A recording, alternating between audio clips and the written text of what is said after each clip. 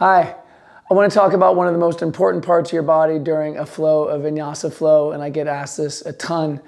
And it's not your hamstrings, it's not your knees, it's not about your shoulder girdle or any of that stuff.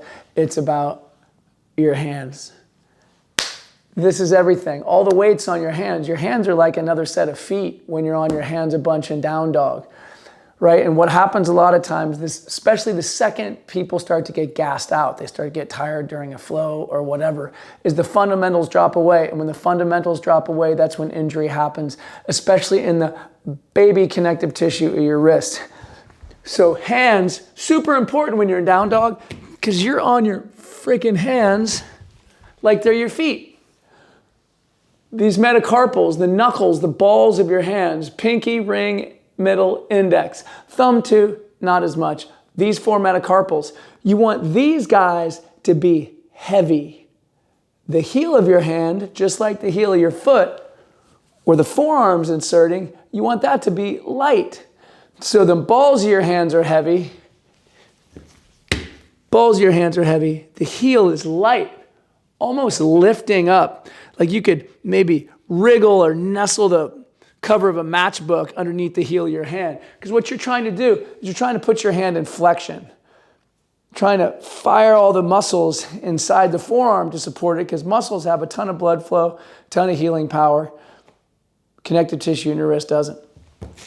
So what happens a lot, I see this a lot, I call it carnival 10 hands. People get tired and these metacarpals pick up and they're dumping all the pressure of their forearm, their entire weight into the wrist joint.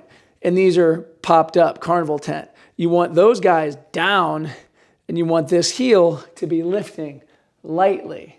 It's not gonna come off the mat. Super hard, by the way, even if you did. But a good exercise to practice this. Shoulders over wrists, hands and knees.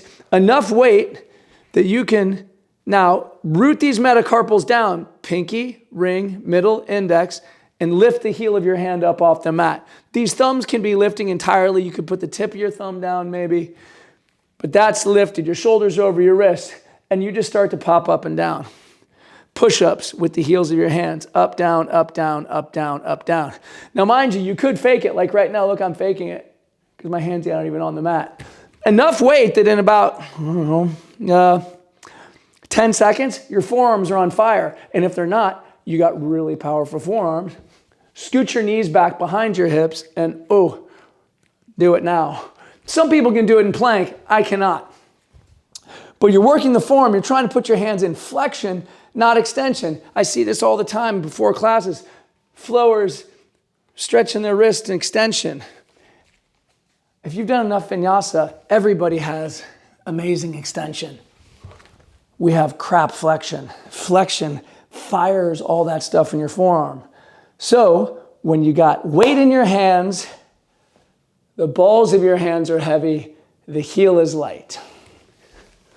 The balls of your hands root down, the heel is almost lifted. It's not gonna come off the mat. So when you're in down dog, those metacarpals, the balls are what's driving into the floor, driving into the mat. I say this all the time.